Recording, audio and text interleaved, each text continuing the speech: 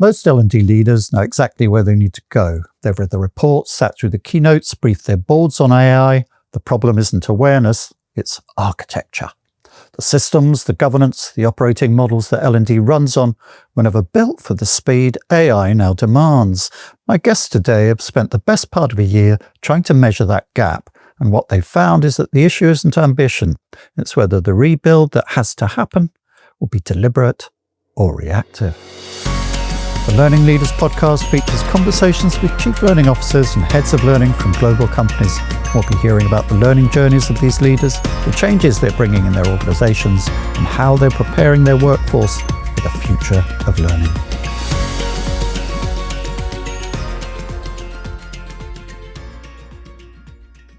The following is a conversation with Larry Durham and Jonathan Ateen, co-authors of a new benchmark study, Rebuilding L&D for an AI-driven world, produced by St. Charles Consulting Group and NIIT.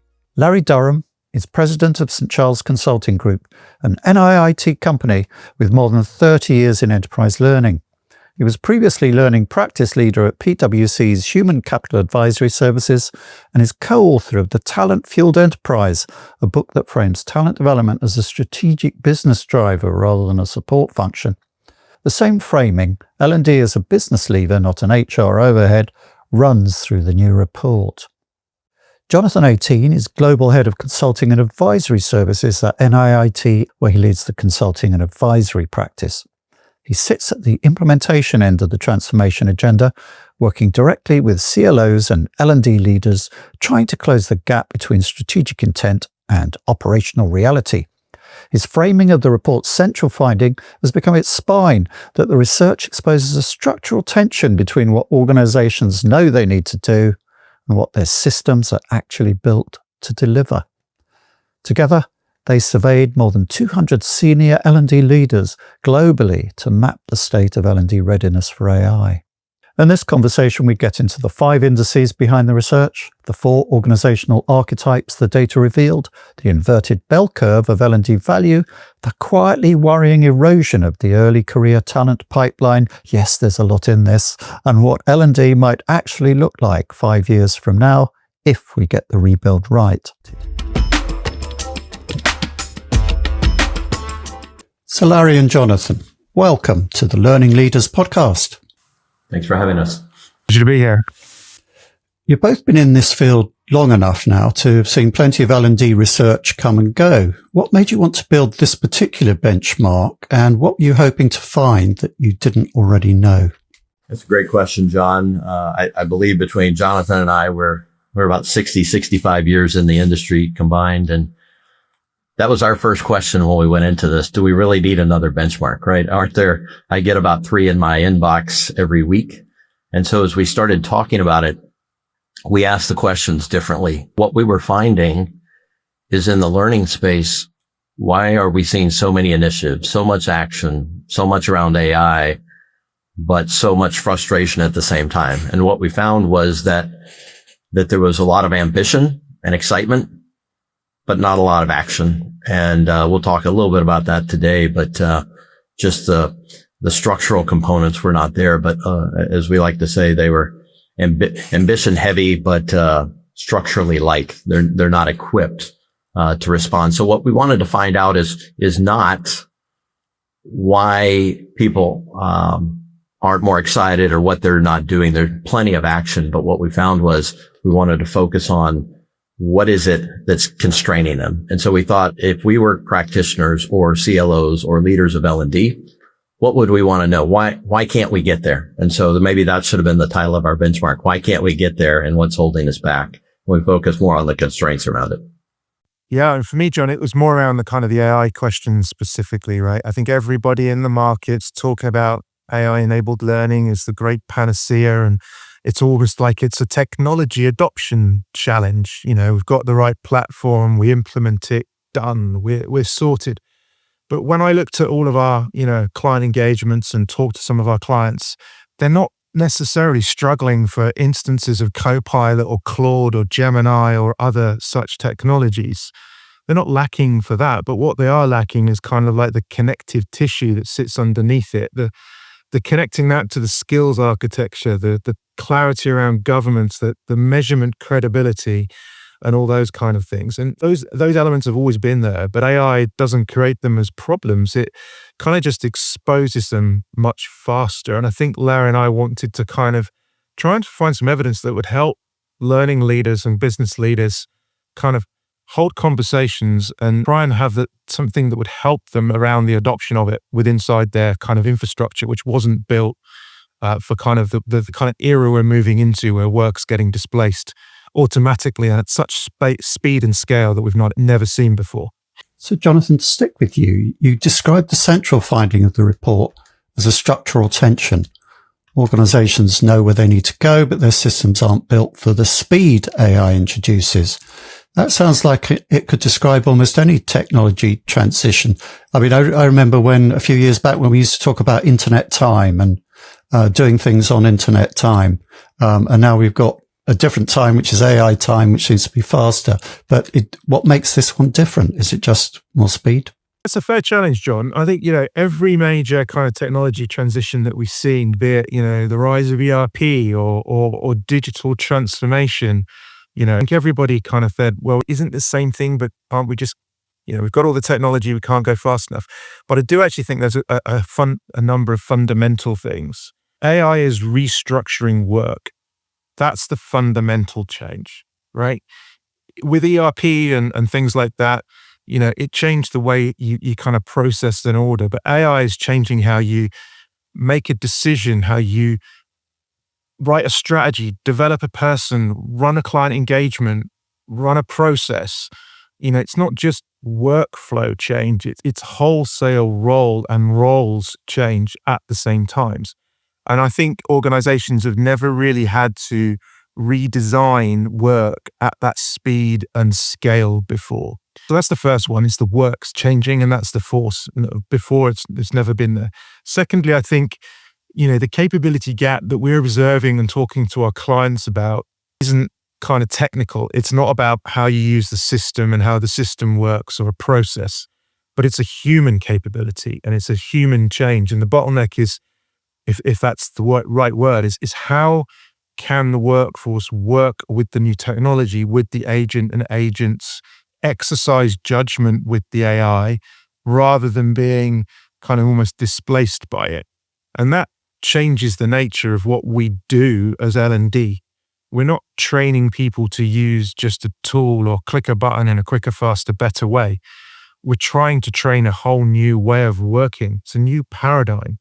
And it's a whole new kind of human competence, which I'm sure Larry's going to go on and talk about. So that's kind of the second thing. And I think the third thing for me is, it's the pace.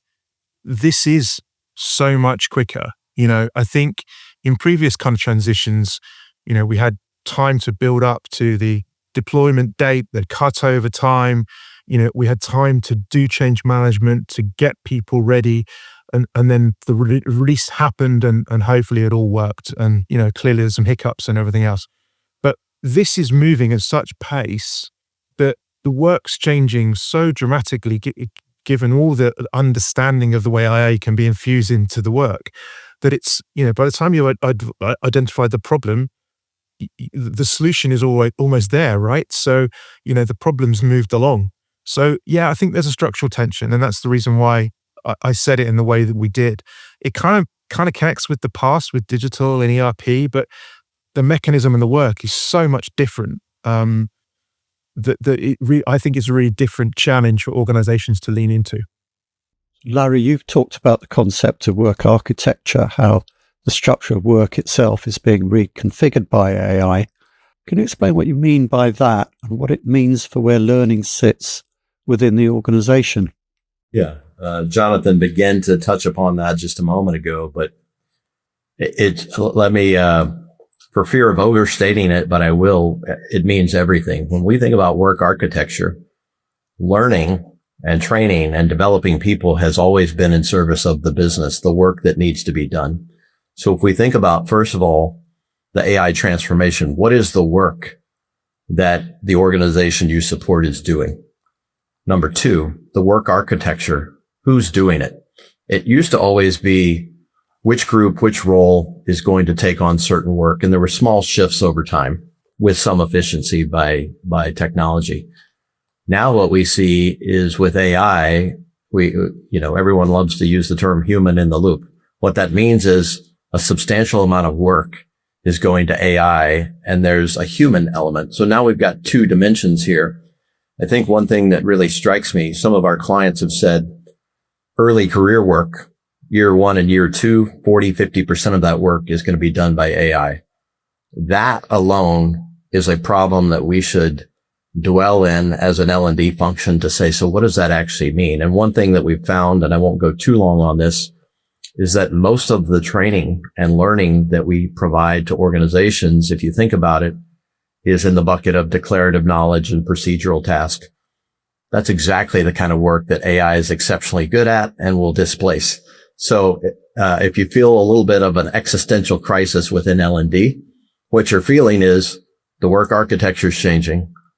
The training that we do to develop people to do the work is changing. If we don't have a good strategy as L&D to rethink how we play in the work ecosystem, then there is a real risk that the future may not be bright depending on how we respond to that. So long-winded answer to that, but I think work architecture is everything. If you don't step back and say, how's work changing and what does it mean for our people and what they need to do, then I think we've missed the boat on that. Is it just me, or is that a bit of an odd phrase, human in the loop, that we hear all the time now? It sounds to me like the AI is going to keep in touch with you. It's going to CC you in on its decisions, And someone's asking me, I was talking about my podcasting workflow and use of AI, and they said, do you do human in the loop? I said, no, I'm in charge. It's my podcast. I make the decisions. I'm the boss here, I'm not just in the loop. So I think it's a bit of an odd thing to smuggle in there. Are we kind of giving away agency and autonomy with phrases like that? Yes. In fact, I was speaking with someone yesterday. We said, well, maybe there's a new book that's, have we lost agency through agents, right? By using AI agents, have we lost our own agency? But I think you're onto something there, John. And that is, those first two parts I talked about with declarative knowledge and procedural tasks being most of what L&D focuses on. The other two dimensions that we have always had, but are becoming incredibly more important, are the formation of judgment, oversight, and making decisions, and relational aspects. And so if we're not careful, we've seen this in the aviation space over time as automation became more and more prominent in the cockpit. Pilots became more and more comfortable. And if we're not careful, we fall in love with what AI produces for us. We take it at face value, and the judgment and the relational aspects that we need to have as humans become very, very important. And if we're just passively in the loop, that is a real problem for the business. And I think that's probably where L&D will start to spend more of their time, is less on declarative knowledge and procedural tasks and more on developing judgment and some of the relational components that come along, because that's as we say in-house, that's the one thing that AI is disrupting, judgment, that it cannot rebuild. And that could be problematic if probably in the next 1, 2, 3 years, as that early career starting to erode. If we don't start to address that, that's going to be a crisis. That it's not a crisis yet, but depending on how we respond, it very well could be. That does feel very much like a job for learning and learning leaders to address those sort of issues. So related to that, but slightly different, there's an idea in your thinking that struck me. The suggestion that L&D value follows something like an inverted bell curve, the highest value being at the edges in diagnosis, assessment, evaluation, but not in the middle, which is where AI is now commoditizing content and delivery, which traditionally has been the focus of learning departments. Is that a fair characterization of the way you're thinking about that? And if so, what's it mean for how L&D teams should be built? I'd say so, John. I think it's a fair characterization, and it talks to, a considerable opportunity for learning teams to offer value to their organizations. But I'd probably make it even sharper, right? Traditionally, if you take ADDIE, everyone recognizes that in our industry, right? The vast quantity of time, effort, spend, and dollars was around content production, course assembly, basic facilitation, scheduling, all those kind of things. All that's being commoditized faster than most teams can think about, right? We know AI can produce a credible piece of learning content that's, articulate and is signed off by an SME, with limited intervention in literally minutes. And I think that process will get better and better and better over time. We'll talk a little bit, I'm sure, about what the future of kind of the learning operating model looks like. Now, I don't see that as a threat to L&D professionals who understand what they're doing, which is kind of building capability at large across the organization. But it is a threat to those who have built their budgets and their reason for being on the kind of the justification around production and volumes and so on. So if you think in an AI world, if the AI automating all of those parts of the middle that I mentioned, then it's the bell curve is inverted, which is why we called it the inverted bell curve. And the bits at the edge are where the human elements and where the power of learning will be potentially in the future. I mean, it's where the human elements come in that's kind of irreplaceable. Well, at least for now anyway. So it's kind of doing the business, understanding the business context, decoding whether learning's the right intervention in the first place. It requires credibility, understanding, commercial acumen, all that kind of stuff, which AI necessarily won't have. And then at the back end, it's like, well, has this thing worked? Has it made the change that we want? And it's then about influencing decisions, looking at the business outcomes that are coming with it and stuff. And that requires credibility, presence, trust, and that's kind of earned, but not necessarily easy to kind of automate. So it is uncomfortable because I think it then does challenge the operating model and structure of the learning team. It really means you will see teams with far fewer people doing production and far more that are kind of business partners, architects, these kind of roles. So it's a capability shift. It's a cultural shift, and it's a hiring development challenge for the profession. But I think those that, will get that right will be definitely building towards, credibility for the learning function, even if it's just looked at as learning. And I think it will be far broader than that, to be able to talk to, C-suite individuals and business leaders. Let me weigh in on that for just a moment. Sorry, John, if I could weigh in on that for just a moment. When we think about it, L&D groups were already trending this way, right? We would talk to CLOs and they were talking about performance consulting, right? They were rebranding towards relevance to the business, which was necessary. I think Jonathan's point being, I'm hearing in the last 6 to 12 months, what are we going to do with all of our instructional designers, right? and that's not really the right question. It's a fair question because, the business has changed. The demands of L&D are beginning to change. And the question isn't, how do we just make a small step change from where we are to redeploying people to different roles? Like I said before, I think this goes back to that work architecture. What's the business need from us? How is learning embedded in the business in a highly personalized, highly relevant way, using AI to be quicker, better, faster, cheaper? And some of what we'll talk about on the research findings that we had was that misalignment between the ADDIE bell curve, which was peaking, to Jonathan's point, at design and development. And now all of a sudden, when that's not there, we've got a dearth of instructional designers where we're like, well, we need more people on the assess and evaluate piece. And I think that's the tension that we're feeling there.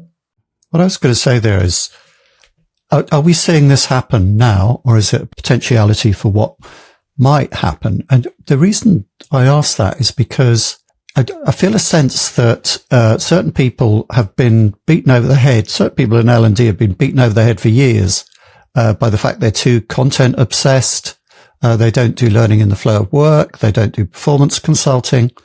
And along comes AI, and suddenly all these people who've been banging that drum are now banging it with the added force of AI and saying, oh, look, this is going to kind of make that happen. Can we actually kind of point to this happening already? Or is it just speculation? In which case I'm a bit afraid they might just put their fingers in their ears and go la, la, la, like they have before. I'm sorry, is that rather pointed observation, but. Yeah, it's a great question. We're seeing different tiers of that in terms of response. I think the ones that are more in tune with the business are forcing some sort of change because they realize it has to happen. But I believe when they think about it, they're retooling what it has to look like. If they think about, if the annual planning process starts outside of compliance, but towards performance, starts with what are the programs we built in the past and what are we going to build in the future? It's the age old challenge of we start that one thing's changing and everything else stays the same. What we imagine happening, Jonathan and I have done a lot of research and a lot of discussions on this. When we think about the remit of L&D going forward, if we step back from training as the primary objective, it is a tool, and think about orchestrating that capability. What are the roles of individuals within the organization, and what do they need to do and have to be successful? It really is around the judgment piece we talked about and the capability orchestration. And when we get into that, I think if you have to start there. Otherwise, it'll be small step changes with a continuous frustration as to why is the business running away from us? And as I said earlier, I think as a longtime L&D practitioner, I can say that if we're not cautious, the disaggregation, disintermediation, and distribution of learning will start to happen and sit within the business, which isn't a bad thing. The question is, what role will L&D have to play? I think it's how aggressive and how thoughtful we are about how we bring value in what it is versus, an LMS report with how many hours we trained or how much we spent on learning. If those are our two metrics a year or two from now, I think we may be at risk. Activity metrics become vanity metrics. So the report identifies 4 types of organization. To your point, really, from those that are strong on ambition but light on architecture, through to what you call deliberate system architects. Which of those archetypes, there's 4 archetypes, do you encounter most often in client work? And which one surprises you most when you see it? Yeah, I'll talk about a couple, and I'll let Jonathan talk about a few as well. But the most common was ambition-led and architecture-light. Has a nice alliteration to it. But when we thought about it, it was surprising to us. This was the predominant response. Everyone's excited. Everyone has ideas. Everyone can see at least partially what the future of AI looks like and what it might mean for L&D. The frustration that they expressed was that their system, and I don't just mean their technology, but their ecosystem doesn't support it, right? I used to live in Boston. I moved from Dallas to Boston, and I remember when I moved up there and I was getting directions from someone one time, and they said, well, you can't get there from here. And I thought, what does that even mean, right? Being from Dallas, it's wide open spaces. You can get anywhere from anywhere. And it took me a while to realize that. I think the ambition led architecture light is the frustration that many organizations are feeling for L&D is you can't get there from where they're at today. Their ecosystem doesn't have the right data, doesn't have the right tools, doesn't understand the skills that are needed, doesn't understand the work architecture, right? They're very, very excited. They're lathered up about what they can do. And then they start pulling back the covers and they say, we can't get there from here. It's going to take a massive rethink of what our remit is, how we think about ourselves, how we align with the business. And the one thing that I found, John, that was really interesting, I'm finding more and more L&D groups surprised that they're interfacing more with talent acquisition and talent mobility. Surprisingly, over the last decade, talent groups have been largely siloed because they didn't intersect. There wasn't a need to intersect with each other. Now, all of a sudden, in a new world of working, they're coming together. So ambition-led, architecture-light was by far the most predominant response. The other one that I think was a little bit more, it was surprising, but maybe not, was fragmented excellence, right? Who hasn't run an AI project within L&D in the last year and had some good success, but they come up with the same issue, which is, how do we scale this, right? We've got one group over here, one function doing something exciting. You go to a conference, you talk about it. You got another group over here. They write a LinkedIn post that everyone oohs and ahs over, but it doesn't gain any traction. It doesn't scale. And so I think this one is the second most common, which is fragmented excellence. proving that you can do something with AI one time and then going back to your old way of working really doesn't bring much value to the organization. But I'll let Jonathan talk about maybe a few of the others. Well, yeah, firstly, I agree. I think the one I'd add as well, which kind of moves us into kind of the age-old challenge, but is worthwhile picking out again, is the other archetype we came up with kind of as measured, not believed. So the concept here was that, it's also the one I think that probably creates the most leadership kind of fatigue or frustration. There are loads and loads of organizations, and we've worked with many, many of them, have got, they're genuinely invested in data and analytics. They've built skills and capabilities. They've dashboards, they've metrics, they've impact reports. They're very, very sophisticated kind of indices and everything else that goes on. But the challenge that I've often encountered, or we've often encountered, is if you actually were to speak to the CHRO or the CFO or a business leader, do they use or trust that evidence well enough to make a significant decision about workforce investments or off the back of it? And more commonly, the question is, it's considered, but would it be the primary use for our decision? Probably no. It's kind of like almost like a polite no that kind of goes on, right? So, I think it's a real challenge for L&D because it's kind of almost soul destroying. Put was effort into building this capability and of having all this information we finally got, but we've never really been able to get it correct. And I think sometimes people just double down and go, okay, well, we need to do more or more insight, and that's not necessarily the right answer. But in this AI world, I think it is becoming a little bit kind of more exposed because of the amount of information that's available or should be available. So with measured, not believed, which suggests that having the data isn't enough, what's it actually take for an L&D function to be believed by the business, and how do you measure it? That's a great question. Oh, go ahead, Jonathan. Do you want to go first? You started. I'll go first. Didn't mean to step on you there. I don't normally talk about esoteric things, but I think oftentimes within L&D there's a complex of sorts, right? The proverbial seat at the table that everyone's been looking for.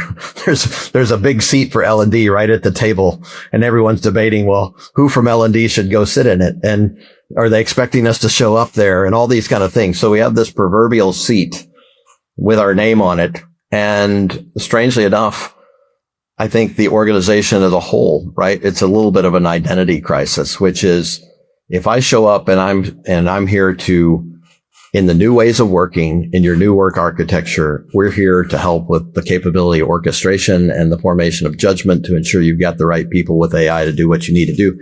That's the messaging. We may not have the right connections yet because historically, as I said just a moment ago, we haven't even interfaced as much with talent groups as we need to, right? What's talent mobility? What's the mobility within the organization require of skills? What's the work that AI is going to do? So what needs to be built? We've lulled ourselves to sleep, and this is a critical commentary on L&D. At times, we've got two camps. We've got compliance and we've gotten performance.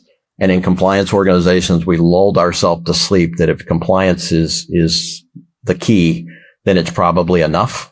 So in a world where compliance is still important, but performance is growing, especially with AI and very diverse, we're in a precarious spot that we need to rethink the identity of L&D, get confident about what that is, socialize that with the business, and then, take our real, not just proverbial seat at the table, to have those conversations and bring meaningful information. So that I think the only way we prove that, we can be believed is that we understand the business. Not that we understand how we're going to bring you 50 more training programs, but how we're going to bring, the right people to the business at the right time that are equipped and capable. I think that is the, believable part of that. Do you have anything to add to that, Jonathan? I think your question was about how can we build a credibility. So I'll try and keep this kind of short, right? What does produce credibility? Well, for me, it's kind of probably maybe two, possibly three things, right? Firstly, it's focus. So concentrating on a couple of those key metrics that the business leaders and the outcomes that decision makers actually care about, rather than a comprehensive smorgasbord of information and graphs and so on and so forth. Secondly, I think it's being very, very explicit where you can about the causal chain connecting the learning activity towards a business outcome. And even if that's not necessarily directly perfect, right? Because I think business leaders can kind of work with, here's what we believe is happening and why, but they're not necessarily going to buy into it. Huge amount of information that's not actually telling them, directionally what would work. And thirdly, I think it's getting to the point of need, which brings me on to another point I'll make in a minute because it's just triggered in my mind. But it's making sure that we're getting the correct focused material with the right explicit logic into the right forums where things are being used. Talent reviews, as Larry was saying, investment planning, workforce decisions, strategy, all that stuff. Uncommon for, learning data to be used in some of those kind of forums. And I think we have to challenge to get ourselves in there. Sometimes we are, sometimes we're not. And in the AI area, I think talked about quite a lot with work changing. So, I think if we're not connected directly to where, that's happening, and I'll give you a couple of examples, then the opportunity missed. So I was talking to a senior learning leader at one of the major global banks, new chief AI officer launched, and directly and immediately sitting in the forums where they're talking about the way that work's going to be orchestrated across various different parts of the bank in various different key roles. Similarly, exactly, chief learning officer at a professional services firm, is in tune with the AI movement inside the organization about the way that they are going to deploy it and the way that work is, and therefore what skilling is going to be required in each different role and what's going to be done by agent or agents of agents, where human judgment is going to be required, what kind of human capabilities are going to be needed. And so building backwards from those, I think, enables you to then start thinking about, okay, well, if we understand what the outcomes are that we're trying to drive, then how do we put together a measurement process to enable us to get there as well? So not those two examples, not directly connected, but they're just some things that thought might be useful when considering this. Well, interesting points. You're both doing a great job of what screenwriters call narrative foreshadowing, because I wanted to get on to talent, early career in the talent pipeline, and an issue we hear about quite a lot. The report points to a structural shift in how organizations build capability over time, with AI displacing many of the entry-level roles that used to develop people organically. Are we quietly undermining our own talent pipeline? What would it take to replace what we're losing? I know this is a really common anxiety. Yeah, John, that is, we've spent a lot of time recently thinking about that, just trying to take some of our own advice and step back and say, so what is AI changing? What does it mean for L&D? What does it mean for work? And there's something that's growing amongst many of the large firms, especially in regulated environments, things like that. And what's happening is this. I'll use an example from, let's say, audit, professional services. They've had a career model that was somewhat of a pyramid, right? The base was quite wide. Younger, early career workers, it gets smaller towards the top. Probably about 18 months ago, this idea started socializing of, with AI can do a lot of entry level work. As I go back to my declarative knowledge and procedural tasks that I mentioned earlier, we can go from a pyramid to a diamond. Sounds good, right? Sounds, what's happening there is they're saying, well, we don't need as many early career resources because AI can do the early career work. But a lot of what has to be developed, and this is important for L&D, a lot of what has to be developed is happening through what we call that developmentally dense work. If we were to harken back to the old 70-20-10 work, we don't think a lot about this, but some of the clients have come to us and said, we need to build an apprenticeship model. We're losing some of the things that we used to have, which was this quote unquote free model where judgment, relationships, other application of skills was happening in the early career. And now that's going away. And people say, well, Larry, how does that, what does that have to do with L&D, right? I thought we were talking about training. There's a wealth of opportunity in a unusual way. This is a new frontier for L&D when you think about it. if the work is not there because AI is doing it, to develop this judgment and the opportunity and exposure to do it, how's that going to come to bear? This becomes a developmental need. Is it training in our traditional sense?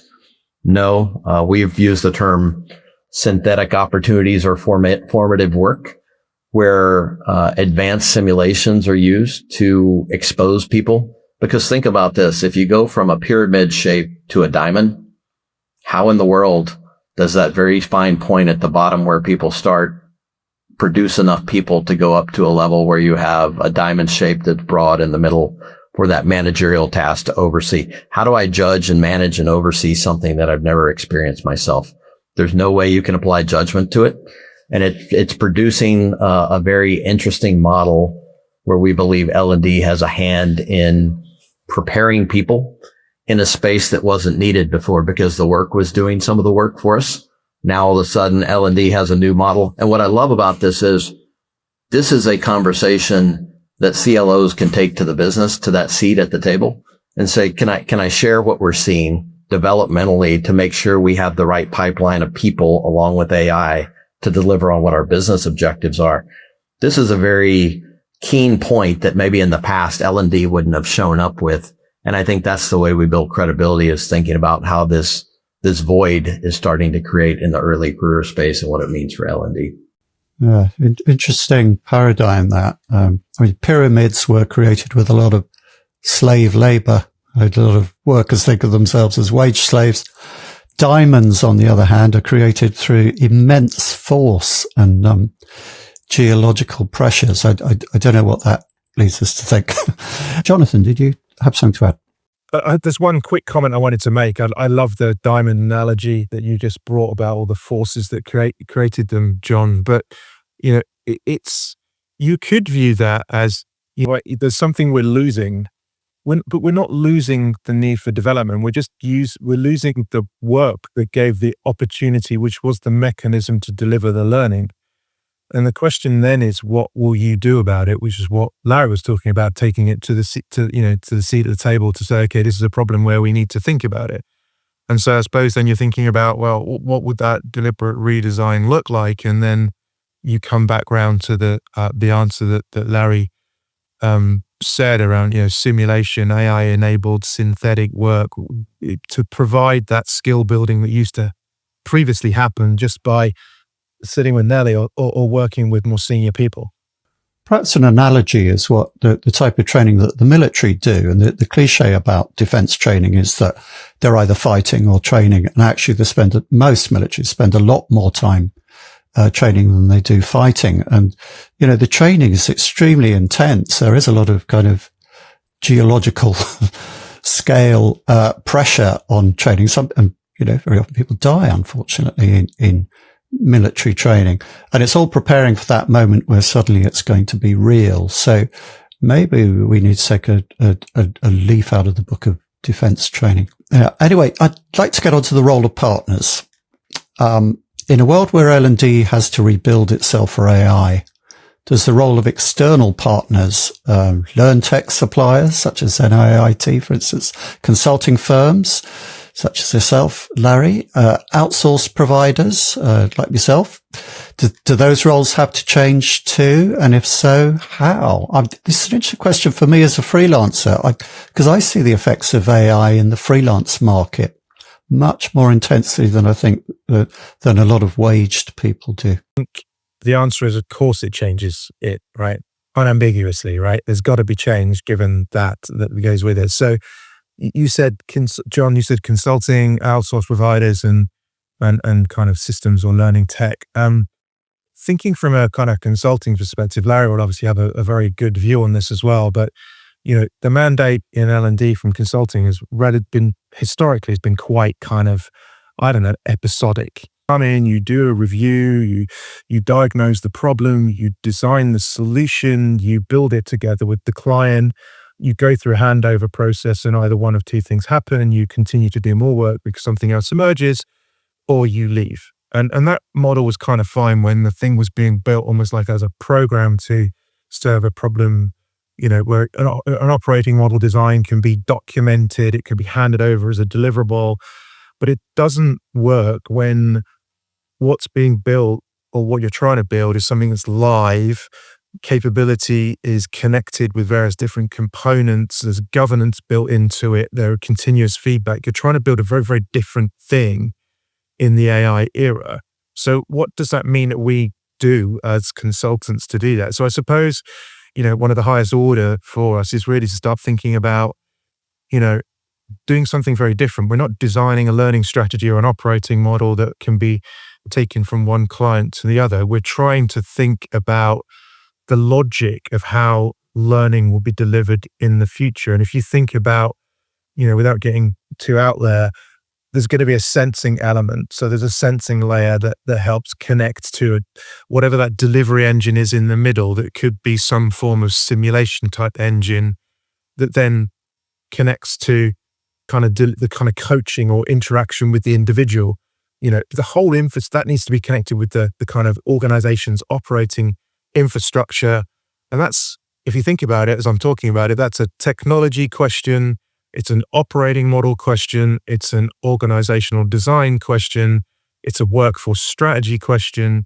So you've got to be able to deliver on all those different fronts rather than being connectedly in one area. And I suppose the ability to sit with Larry, a chief talent officer, CHRO, chief learning officer, and other business leaders, and talk to them about all their challenges and how to build this capability orchestration model is going to be something that we think that consulting in this space will be wanting, or we think will be where the value actually is. Yeah, I echo what you said, Jonathan. How can it not affect the learning ecosystem and learning providers, learning tech, consulting? What's really fascinating is the speed. We've got our foot.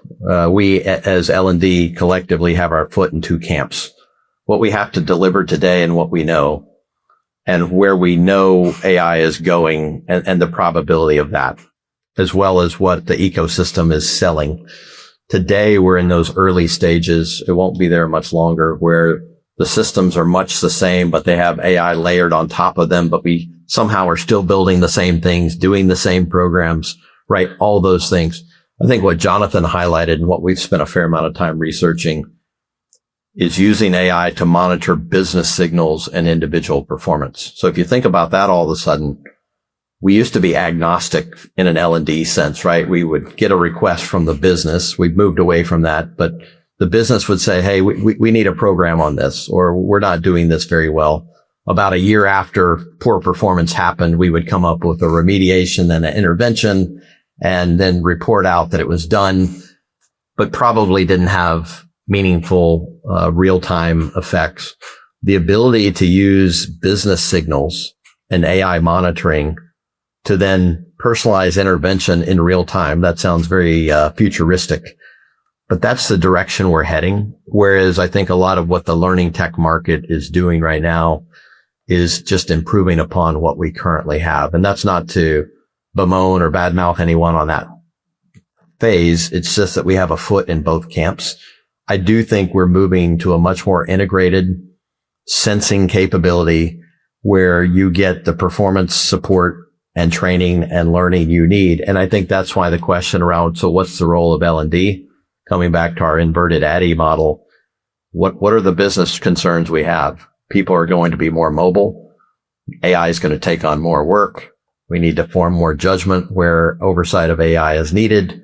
These are the problems that we will be facing in the next 2 to 3 years versus, how many programs can we build in a year? How do we deploy it? The model has fundamentally changed. And I think when we start thinking about that model differently, I think learning tech is in, and learning consulting and even managed learning services has to evolve. Otherwise, they'll stick around for 4, 5, 6 years. But we're already starting to see the diminishment of that because people are moving towards other systems, just like, large scale enterprise software is being impacted by AI. L&D's in the same space. So I'm going to ask you to open up your tent and put on exotic headgear and gaze into a crystal ball. I mean, you mentioned the next 2 or 3 years. Nobody ever wants to speak more than 2 or 3 years now. And even that is rather tough. But I'm going to ask you to fast forward 5 years and assume the organization that gets it right are the deliberate system architects. What does L&D look like day to day in 5 years' time? What would someone walking in off the street notice that are different from what they'd see today?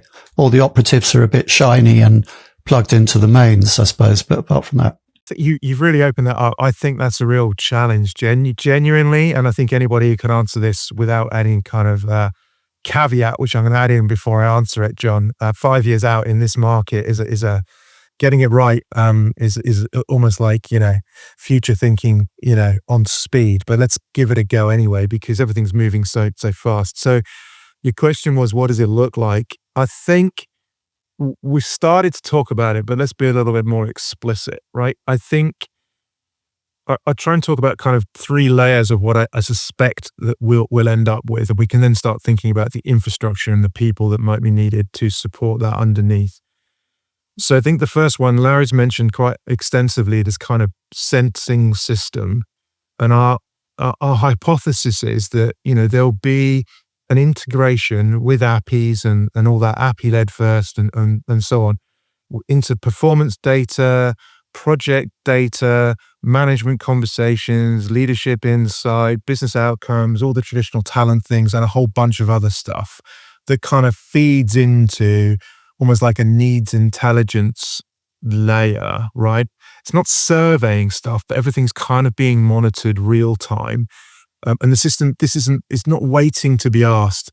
It just knows that comes through. So it's almost like a need sensing solution that's operating in the background and identifying and flagging challenges around workforce gaps and skills gaps and capability gaps before the leaders maybe even knowing about them. And it's signaling what we need to do about it into various other systems.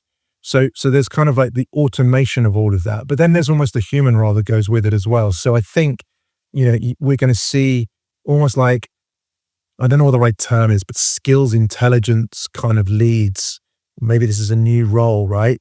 Who kind of gets the logic of what is being sensed, is, checking what gets done and how they're translating that into, kind of decisions as to what happens next. They're kind of, to your point about human in the loop, they are the ones that are governing the inference, and they're using their judgment around it as well. So that's the first kind of layer. I think then we kind of almost go into, okay, well, what's then the next step, which is kind of, I know we can call it simulation, is the generation engine or something like that. So this is where the learning and the performance support is actually delivered or configured. Using delivered ironically makes it already feel dated, doesn't it? But it's a simulation kind of engine. It doesn't broadcast content. It's not pushing you to an LMS, but it's providing you with the real-time scenarios that you might be needing around a critical incident, a forthcoming conversation. It's creating the content for you in the way that it knows that you want. And that's kind of, I suppose, another role that comes in. Learning experience architects being used all around the place at the moment. They're not, building the courses and the content, but they're building the conditions under which this simulation delivery engine works. I think also importantly, I know you were learning tech last week as well, John. I had loads of conversations when I was there about kind of governance around content and AI. And so I think there's a governance role with inside there as well too. I think thirdly is probably kind of almost like a coach to the individual. So this is where performance comes in. It's not learning, it's business performance driving. And we use the word coach a lot, which I think is getting the wrong perspective. It's not a chatbot. It's not, talking to you about your insurance premiums and this, that, and the other and getting a response. It's something which really is the interface that synthesizes everything that I've just talked about and really kind of helps you and pushes you in terms of the way that you are. But you are in charge by design of what you do. So, you think about that as a concept, and it might be a little bit out there, But our current operating model in many organizations is built with content and LMSs and content libraries and LXPs and instructional design and administration and delivery. And all of that was built for a previous age, which we're moving away from by definition of your 5 years. So I think, the infrastructure is the bit that we need to change and work out if that's the vision that we're going to deliver. And I'm going to shut up now and let Larry have a go with you. Before I hand over to Larry, just to pick up a point you said there, as you say, I was at Learning Tech last week. One of the people I talked to there was JD Dillon, who works with kind of frontline workers. People who he started off in Disney parks or in call centers, people who have interface with the public and are in fact 80% of the workforce. Whereas e-learning seems to have been designed in favor of the 20%. But it sounds like what you're talking about there with that sensing mechanism, that kind of real time, analytics going on all the time is much more like what frontline workers face, because JD Dillon pointed out that where kind of assessment and so on loops within knowledge workers tends to be kind of daily, monthly, quarterly. In frontline workers, it's hourly. If sales start to drop in an hour in a call center, he would have his boss on the phone to him saying, what's going on? Do something quickly to put that right. It feels like we're all going to be moving more towards a kind of frontline worker type of scenario from that. But anyway, I should hand over to Larry now. Maybe you'd like to respond to that. It's a great question. I love to think about, like many of you, I love to think about the future. And when I look back in all the change management and learning work that I've done over the years, humans tend to be exceptionally bad at predicting what the future looks like. In fact, I always cite, growing up, I used to see this video before I was born from the 1950s of the kitchen of the future, right? And so there's a lady walking around all nicely dressed in the kitchen, and miraculously she opens the oven and everything's been prepared and it comes out of the oven and it's been baked.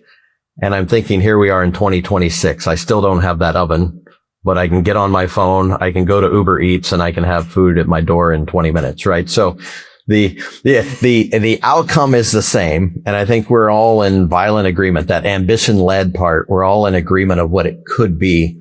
The execution of how it comes together, I think is quite interesting. Your question, John, of what does L&D begin to do? We should seek out ways within reason for AI to sense what the needs are more quickly, to personalize based on mobility, new skills, new ways of working, AI taking over other work, right? That's the environment in which we're working. Figuring out how we get them what they need, not in our traditional sense. And it feels unnatural because the first question is going to be, how do we measure it? And what report are we going to give to leadership? And all the things that got us away from the table, somehow we're clamoring to hold on to those again, that we can't figure out how we're going to do that in the future. I do think, to Jonathan's point, using AI to sense, to remediate, to provide interventions, and raising up a level in L&D to say, our job is to provide the capability, not talent acquisition, but the capability that's needed when and where possible to support mobility, to support new skills, maybe not in the ways we've thought about it before. We've been grounded so much in the creation. I used to say L&D was the creators and purveyors of content. To go away from that, to be fanatical about what the need of capability and judgment is within the organization that's AI enabled, and focus on building that in the context of what Jonathan just talked about. That's a wholesale shift in the way we think about it. And hopefully 3 years from now, we're 80% correct. I think that would be a win, because 5 years down the road is, in AI years is it's like dog years. It might be like 35 years when we think about it. Times 7. I should say that there are some people who are very good at predictions. Isaac Asimov got quite a few right. J.D. Ballard is apparently one of the most accurate science fiction writers in terms of predictions coming true, quite sad in some cases. And whoever is making fortune on prediction markets at the moment of the outcomes of the Iran war. But we won't go there. mentioned J.G. Ballard in the Sunday Times about him just recently, and maybe think about all his books and films. So thank you for the reminder. Oh, yeah. So lastly, just a kind of one-liner from both of you. If you're talking to a CLO who's listening to this episode, what's the one thing you want them to do differently on Monday morning to prepare themselves for this future that we've visioned out here without the help of Asimov or J.G. Ballard, but with this excellent report? I would say, first of all, I'd love it if everyone read the report. I think it will inform their thinking. We're happy to talk through that with them. I would say step back for a moment and create some space. If you start with the program and what you're building in the next year, the mindset, the aperture is immediately going to be very limited. Step back, think about the work, what's changing, the role that L&D is going to play, and then set some milestones for, I would say, the next 6 to 12 months. And that doesn't mean let's all use AI and see if we can do things better. I think that's a foregone conclusion. I think the question is, what does the future of L&D look like? What are the constraints? One thing that I am finding with AI is that many of the constraints we used to have are gone, right? The ability to, should we build this or this? With AI, maybe the answer is yes, build both and see which one works better, right? In our constrained mind, well, we only have enough capacity to build one way. Let's build it 4 ways.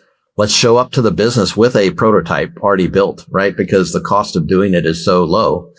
Let's push as much as we can with AI and rethink what our model could be. I think that's a starting point. I think if we tried to eat the whole elephant as L&D, the cognitive friction and load almost collapses under its own weight. We almost can't even contemplate all the things. Start with something in the next 6 months where you prototype it, you compare it to the way you normally do it, you show the efficiency, and you drive forward on that front. I think for a CLO, that's probably going to be the best way to affect change and to have a meaningful transformation conversation versus trying to turn it on its ear.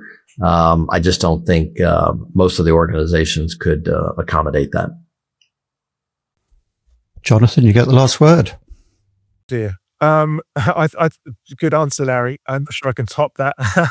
I think I'd be similar, right? My advice to CLOs, and many of them that I talk to regularly, they're already extremely busy with all sorts of stuff going on. They'll have AI initiatives, they'll have LMS swap outs on their mind, they'll have skills programs. There's a lot of momentum, there's a lot of busyness. But I'd say maybe just take a step back. And as Larry said very well, what's the future of learning in your organization? And maybe it's not just adding another thing to your roadmap. You've probably already got a very full roadmap already. Not create a new strategy, not do a load more extra stuff, but step back and think deliberately about what's the future of learning to be in your organization, and do you have the right system and architecture? So stop running to stand still and begin to be deliberate about the choices you're going to make. One last thing I'll say, John, and sorry to jump in one more time. I was talking to some colleagues a few weeks ago, and step back from L&D, the preservation of the L&D function should not be our main goal. I think if we're doing what we need to do, it will survive. And so I use kind of the palindrome of think more about the function of learning in your business versus the learning function. And I find a lot of CLOs lamenting and deliberating the future of the learning function. But think about maybe thinking about the old Peter Senge, learning is your only competitive advantage. Think about the function of learning and what the business needs from learning versus you as the L&D function. I know that seems a little pedantic, but think about it that way. And I think our CLOs may get to a slightly different place than if they start with what they have today from an L&D function. So step back, look forward. Thank you both, Larry and Jonathan, for a really interesting conversation. Thanks, John. Thanks so much, John. That's all on the Learning Leaders podcast this time. Many thanks to our guests. Learning Leaders comes from NIIT in association with the Learning Hack, To make sure you don't miss an episode, please subscribe to the show on your platform of choice or on YouTube. And if you want to help others find us, please make sure you like, rate and give a glowing review. We'll be back in your feed very soon. So until next time, keep the faith, keep leading, and above all, keep learning.